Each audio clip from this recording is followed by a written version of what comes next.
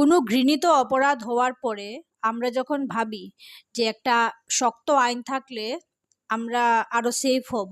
শক্ত আইন আমাদেরকে কি করে সেভ করবে? আজকে আমাদের সাথে যখন কিছু খারাপ হচ্ছে, অথবা কোনো একটা মেয়ের সাথে যখন কিছু খারাপ হয়ে গেছে, আইন তারপরে তাকে শাস্তি দেবে, কিন্তু সেই খারাপটা যাতে না হয় তার জন্য আমাদের নিজেকে পাল্টাতে হবে। আর সবচেয়ে আগে আমাদের পাল্টাতে হবে আমরা কি দেখছি সেই জিনিসটা।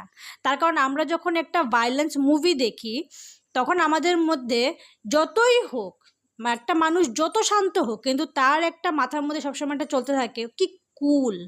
এই কুল বিষয়টা এখন হয়ে গেছে। যেমন কিছু সিনেমার আমি এক্সাম্পল দিই, অ্যানিমেল সিনেমা আছে, ওয়েব সিরিজের মধ্যেও এখন এই ভায়োলেন্স, তারপরে সেমি নিউডিটি, এগুলো চলে এসছে। মানে এগুলো ছাড়া কিছুই হয় না।